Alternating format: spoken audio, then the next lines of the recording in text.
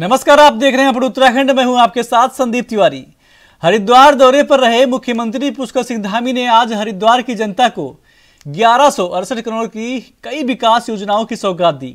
Rishikul ground के नारी शक्ति महोत्सव में आयोजित कार्यक्रम में मुख्यमंत्री ने कुल 158 योजनाओं का लोकार्पण और शिलान्यास किया। इनमें सीवर लाइन, पेयजल, पर्यटन क्षेत्रों का विकास और पार्किंग जैसी सुविधाएं शामिल हैं।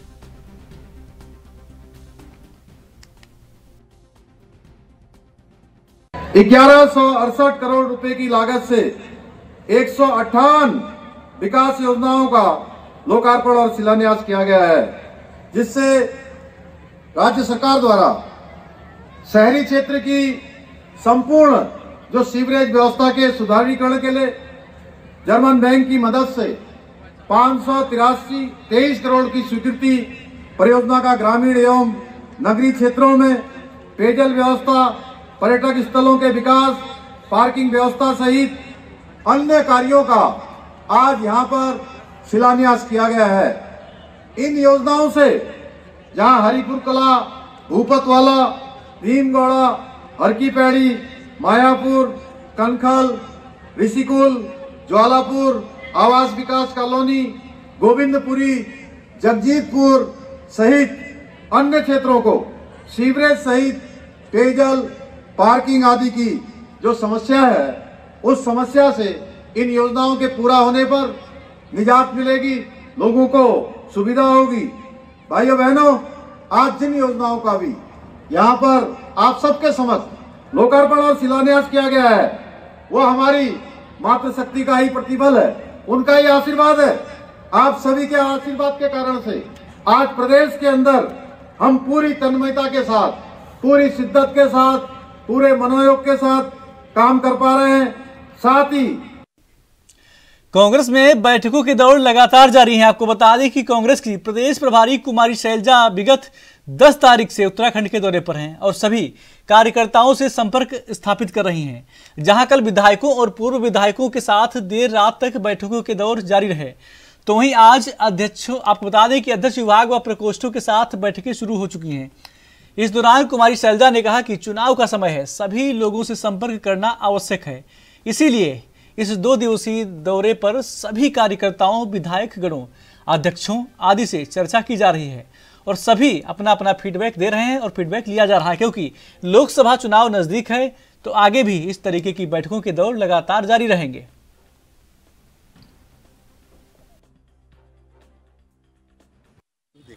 तो इस टाइम किस तरीके से आप लोगों ने निर्देश? देखो, इस चीज़ को मैं ऐसे नहीं देखती। किसी भी बड़ी संस्था में कोई संगठन होता है, अपना अपना सबका प्रभाव है।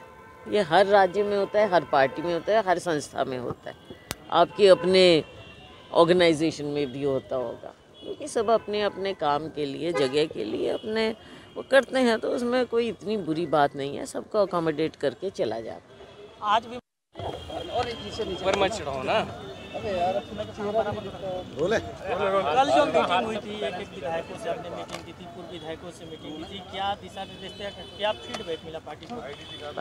पार्टी के बारे में, स्थिति पर, उनके एरिया के आगे चुनाव है, चुनाव के लिए भी तो वो सबसे बातचीत होती रही। और ये क्योंकि अभी मैंने प्रभार लिया, पहली बार सबसे बातचीत है, तो थोड़ा विस्तार में सबकी बात समझें, देखें और आगे के लिए क्या सब मिलकर रणनीति अपनाएं। इन बातों पर ये जैसे डिस्ट्रिक्ट से आए हुए हैं, हमारे प्रकोष्ठों के हैं, दूसरे सीनियर नेता हैं, तो कोई ये एक दिन में सब हो नहीं सकता। अभी आज फिर मिलेंगे और फिर आ जाएंगे, फिर मिलेंगे, सबसे आराम से बातचीत करेंगे, सब अपनी अपनी बात रखें पार्टी के हित में, तो सबसे बातचीत करेंगे। ठीक। भारतीय जनता पार्टी द्वारा आगामी लोकसभा चुनाव 2024 के मद्देनजर जसपुर में बीजेपी कार्यकर्ताओं द्वारा गांव चलो अभियान और प्रवासी कार्यक्रम के तहत बीजेपी नेता अशोक खन्ना प्रजापति के साथ नगर के काली मंदिर रोड से कार्यक्रम का शुभारंभ करते हुए बूथ नंबर 55 पर नरेश कुमार कश्यप के निवास पर प्रवास कार्यक्रम आयोजित किया गया। इसके बाद आपको बता दें कि समीपवर्ती राधाकृष्ण मंदिर पर सफाई अभियान चलाकर मंदिर में पूजा अर्चना की गई। नगर क्षेत्र की महिला शक्तियों और छात्रों को सम्मानित भी किया गया।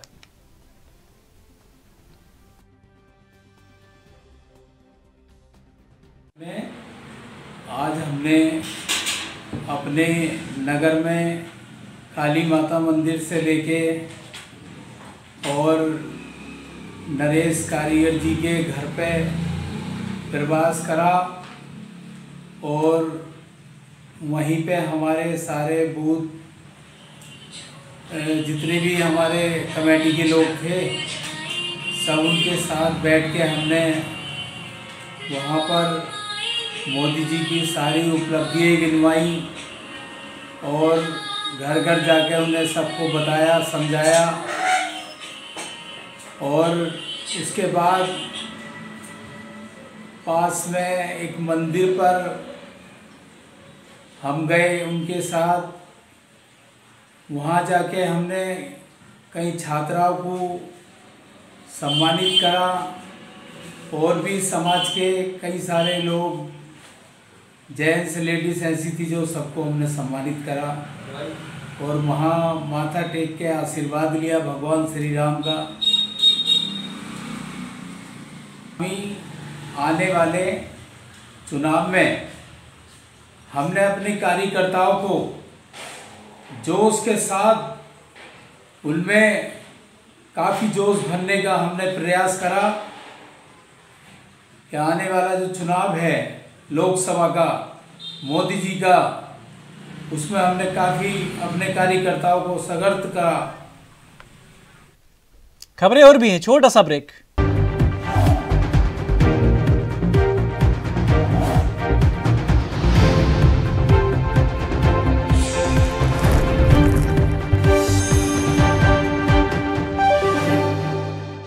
ब्रेक के बाद स्वागत है आपका। खबरों में आगे बढ़ते हैं। अल्मोड़ा विधायक मनोज तिवारी ने लिव इन रिलेशंस के लिए सजा देने और कड़ा प्रावधान करने की मांग की है। अल्मोड़ा में प्रेस वार्ता करते हुए विधायक मनोज तिवारी ने राज्य सरकार द्वारा विधानसभा में पारित यूसीसी विधेयक में मैरिज रजिस्ट्रेशन और लिव इन रिलेशन में कमियां गिनाई हैं। मनोज तिवारी ने कहा कि कांग्रेस ने यूसीसी विधेयक का विरोध नहीं किया है, लेकिन देवभूमि उत्तराखंड में लिव इन रिलेशन को मान्यता देने पर कड़ी आपत्ति है। मनोज तिवारी ने कहा कि लिव इन रिलेशन के लिए उत्तराखंड में कड़ी सजा का प्रावधान होना चाहिए।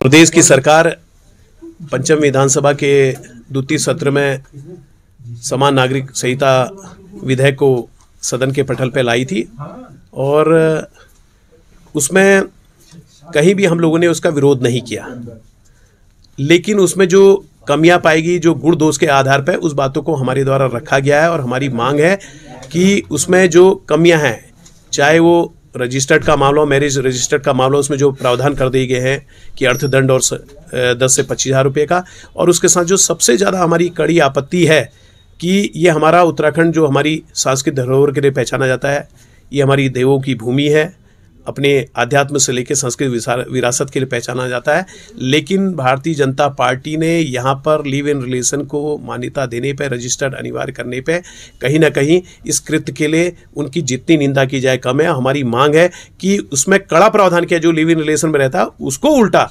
उसके लिए कड़ा प्रावधान, उसको सजा दी जाए, उसका प्रावधान किया है। नहीं तो आने वाले टाइम में बाहर का व्यक्ति, जहाँ ये लागू नहीं है, बाहर का व्यक्ति आकर, उत्तर प्रदेश से ले अन्य लोग आकर यहाँ पर लिव इन रिलेशन में रहेंगे और यहाँ पर कहीं ना कहीं यहाँ पर माहौल खराब।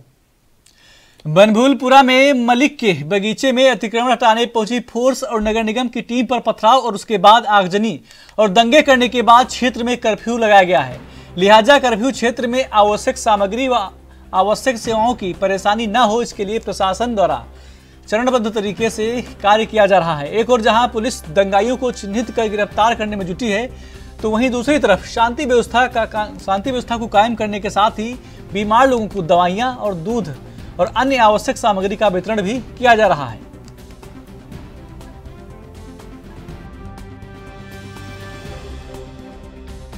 देखिए, अभी जो प्रभावित क्षेत्र था वहाँ पर कर्फ्यू जारी है, लेकिन वहाँ पर दूध, सब्जियाँ, राशन, दवाएं और की आपूर्ति सामान्य की जा रही है। वहाँ पर मजिस्ट्रेट और जो आपूर्ति विभाग के लोग लगे हैं वो काम कर रहे हैं, मंडी के लोग काम कर रहे हैं। वहाँ जो हॉस्पिटल्स और जो मेडिकल स्टोर्स हैं उनको ओपन करा दिया गया है। सुरक्षा के लिए वहाँ पर पुलिस, पीएससी और पैरामिलिट्री के लोग तैनात हैं और जो दंगाई थे जिन्होंने ये बलवा किया है, उपद्रव किया है, उनमें जो चिन्हित लोग किए गए हैं फुटेज के आधार पर, वीडियोज़ के आधार पर, उनको चिन्हित करने का काम, उसमें वैधानिक कार्रवाई करने का काम पुलिस कर रही है। अब हमारी अभी वर्तमान प्राथमिकता यह है कि वहाँ पर स्थितियाँ तेज़ी से सामान्य करी जाएँ। वहाँ जो मूलभूत आवश्यकताएं हैं, बिजली पानी की सप्लाई है, चाहे राशन की सप्लाई है, सब्जी दूध है, इनको हर घर तक पहुँचा दिया जाए। और जैसे जैसे स्थिति सामान्य होती जा रही है वैसे कर्फ्यू में ढील देने का काम जिला प्रशासन द्वारा किया जा रहा है। मेरी लोगों से यही अपील है कि शांति बनाए रखें। किसी के साथ जो लोग चिन्हित हैं, जो प्रकाश में आ रहे हैं, उन्हीं पर वैधानिक कार्रवाई होनी है, प्रामाणिकता के आधार पर कार्रवाई होनी है। और दूसरा, लेकिन मेरी एक अपील ज़रूर मैं करना चाहूँगा मीडिया के माध्यम से, उस क्षेत्र में जो सरकारी ज़मीनें हैं उसको कोई खुर्द-बुर्द न करे, उस पर कब्जा न करे, उस पर मकान न बनाए, और किसी से कोई प्रॉपर्टी खरीद रहे हैं तो उसके वैधानिक दस्तावेज, राजस्व विभाग के अभिलेख, नगर निगम के अभिलेख, ये ज़रूर देख लें। अन्यथा मुझे लगता है कि जो ऐसी प्रॉपर्टी, नजूल प्रॉपर्टी, अवैध प्रॉपर्टी खरीदेंगे, उस पर निर्माण करेंगे, उनको कार्रवाई का सामना करना पड़ेगा, जो कि उनके लिए उचित नहीं होगा। तो मेरी यही अपील है, लोगों से शांति बनाए रखने की अपील है, और मुझे उम्मीद है कि बहुत जल्दी स्थितियाँ सामान्य हो जाएंगी। देखिए, अभी हम लोगों ने सुबह से यहाँ पर सब्जी और दूध वगैरह वितरण करना शुरू कर दिया था। तो दूध में इस प्रकार से सब्जी वितरण की जा रही ताकि ज़्यादा लोग ना आए। एक परिवार से एक ही व्यक्ति को बाहर बुलाया गया और उनको लाइन बाय लाइन 8-10 लोगों को बुलाया गया एक बार में, और उसको राशन वितरण की कार्रवाई भी हम लोग इस प्रकार से कर रहे हैं। यहाँ पे कुछ लोगों के द्वारा अभी चारे की डिमांड भी की जा रही है, कुछ जानवर भी हैं यहाँ पे हैं। तो अभी हमने बात करी है तो थोड़ी देर में हमको चारा भी अवेलेबल हो जाएगा, ताकि जानवर वगैरह जो भी अंदर होंगे उनको भी हम उपलब्ध करा देंगे।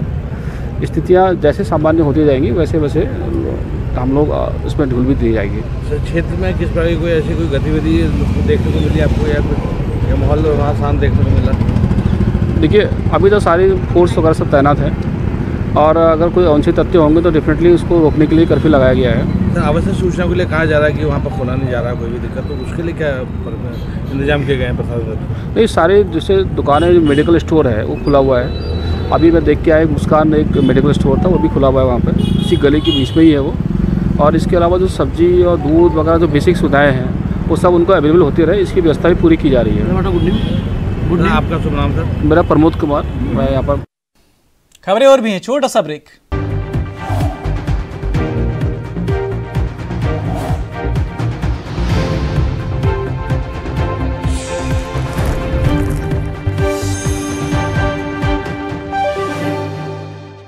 ब्रेक के बाद स्वागत है आपका। खबरों में आगे बढ़ते हैं। कांग्रेस ने आपको बता दें कि कांग्रेस के वरिष्ठ नेता आचार्य प्रमोद कृष्णन को पार्टी अनुशासनहीनता के आरोप में 6 साल के लिए पार्टी से निष्कासित कर दिया है। इसी को लेकर उत्तराखंड के पूर्व मुख्यमंत्री और कांग्रेस के वरिष्ठ नेता हरीश रावत ने कहा कि कांग्रेस एक सहनशील पार्टी है, लेकिन सहनशीलता की भी एक सीमा होती है। हरीश रावत ने कहा कि आचार्य प्रमोद कृष्णन खुद भी ऐसा करने के लिए पार्टी को आमंत्रित कर रहे थे। वहीं कांग्रेस के प्रदेश अध्यक्ष कर्ण माहरा ने कहा कि आचार्य प्रमोद कृष्णन कांग्रेस का पक्ष रखते आए हैं, लेकिन पिछले कुछ समय से जिस तरीके से उनके बयान चल रहे हैं उसे पार्टी अपने आप को असहज महसूस कर रही थी, और पार्टी ने आचार्य प्रमोद कृष्णन को पार्टी से निष्कासित कर एक संदेश दिया है कि जो भी अनुशासनहीनता करेगा और पार्टी को डेमोरलाइज करने का काम करेगा उसके ऊपर पार्टी एक्शन जरूर लेगी।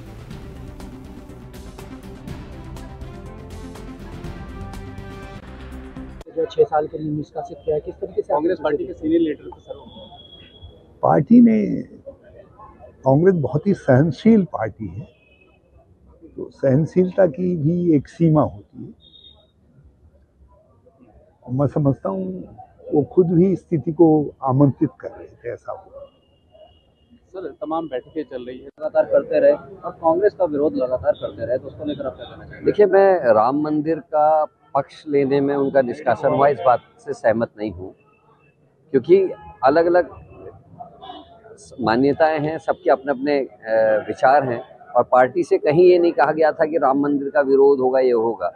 ये जरूर कहा गया था कि रामनवमी का दिन हमारा होता है, जिस दिन रामलला को हम आने की खुशी मनाते हैं, दीपावली में हम उनका अयोध्या आने की खुशी मनाते हैं, और शंकराचार्य जो सबसे बड़े अधिकारी हैं सनातन धर्म के, वो लोग उसको उचित नहीं मान रहे थे। तो उसमें वो स्टैंड था कि हम रामनवमी के दिन जाएंगे, शंकराचार्य जी जब जाएंगे तब जाएंगे।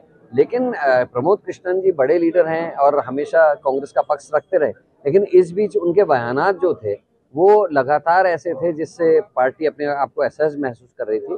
और पार्टी ने एक मैसेज देने की कोशिश की है, क्योंकि कोई कितना भी बड़ा नेता हो, अगर वो पार्टी संगठन को डिमोरलाइज कर रहा है या पार्टी के संगठन के लोगों के मन को पीड़ा पहुंचा रहा है, तो उसको पार्टी सहन नहीं करेगी।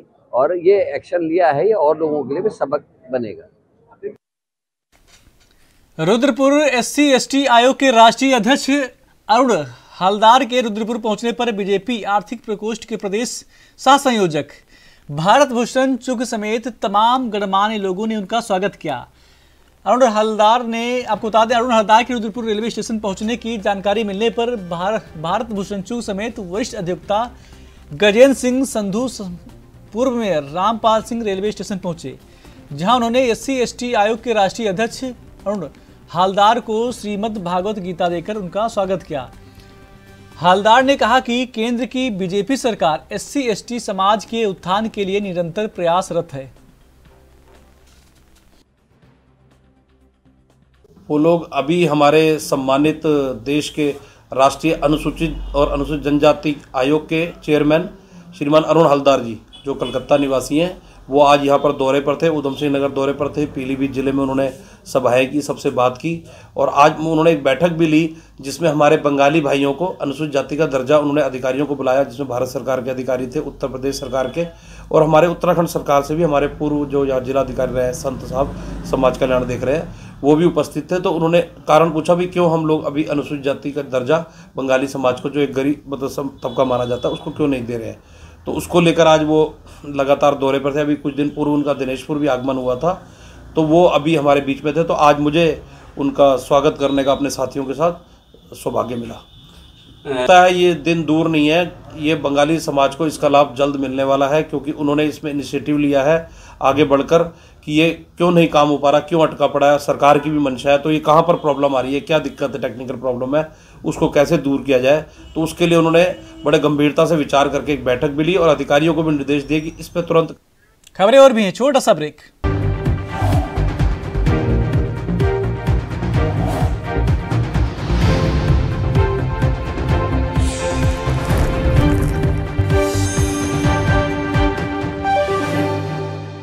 ब्रेक के बाद स्वागत है आपका। खबरों में आगे बढ़ते हैं। राजधानी देहरादून के दून अस्पताल में उपनल और TDS के कर्मचारियों के हड़ताल पर जाने की वजह से अस्पताल प्रशासन को भारी दिक्कतों का सामना करना पड़ रहा है। आपको बता दें कि अपने वेतन की वृद्धि और सहकर्मियों की नियुक्ति की मांग पर उपनल और TDS कर्मचारी हड़ताल पर हैं, जिसके बाद अस्पताल के OPD ब्लॉक में पंजीकरण और बिलिंग काउंटर पर धीमी गति से कार्य होने की वजह से लोगों की भारी भीड़ जमा हो रही है। इस बात को लेकर दून अस्पताल के MS डॉक्टर अनुराग अग्रवाल ने कहा कि हड़ताल को देखते हुए दूसरे पटल पर काम करने वाले कर्मचारियों को फौरन बिलिंग और पंजीकरण काउंटर पर तैनात किया गया है। हाँ देखिए, बिल्कुल ये उपनल और TDS जो आउटसोर्सिंग एजेंसी है, इनकी आज एक हड़ताल स्ट्राइक कॉल की गई है, जिसमें उनकी कुछ डिमांड्स हैं, तो वो शासन से हैं और हम अपने लेवल पर इसको, हमारे मरीजों पर इसका असर ना पड़े, क्योंकि यहाँ दून मेडिकल कॉलेज में बहुत ज़्यादा मरीज दूर पहाड़ से या आसपास के ज़िलों से आते हैं। तो इन सबको देखते हुए हम लोगों ने कुछ जो हमारे दूसरे पटल पर कर्मचारी काम करते हैं उन सबको भी इमीडिएट जो हमारे बिलिंग सेक्शन है, रजिस्ट्रेशन सेक्शन है, वहाँ पर उन लोग की ड्यूटी एक्स्ट्रा लगाई गई है। और बाकी सभी से अपील करते हुए मैं बोलना चाहूँगा कि अगर वो जो हड़ताल में इमीडिएटली ज्वाइन करना चाहें वो करें, लेकिन अपने काम का भी ध्यान रखें, चूँकि मेडिकल केयर हमेशा एक इमरजेंसी ब्रांच रहती है। यहाँ पर मरीज एक हमेशा दुखी अवस्था में आता है, तो इन सबको ध्यान रखते हुए हड़ताल में आगे पार्टिसिपेट करें। लेकिन इसमें जो हमारा अपना कार्य है उसमें सभी को हम लोगों ने इन्वॉल्व किया हुआ है और एक व्यवस्था ठीक रहे इसकी। रायवाला थाना क्षेत्र अंतर्गत प्रतीत नगर में हुई चोरी को पुलिस ने खुलासा कर दिया है। पुलिस ने रेखा रतूड़ी के घर से चोरी करने के आरोप में एक युवक को गिरफ्तार किया है, जिसके कब्जे से पुलिस ने चोरी किया गया गैस सिलेंडर और एक धारदार चाकू बरामद किया है। आरोपी को पुलिस ने कोर्ट के आदेश पर जेल पहुंचा दिया है। रायवाला थाना प्रभारी निरीक्षक देवेंद्र सिंह चौहान ने इसकी जानकारी दी है।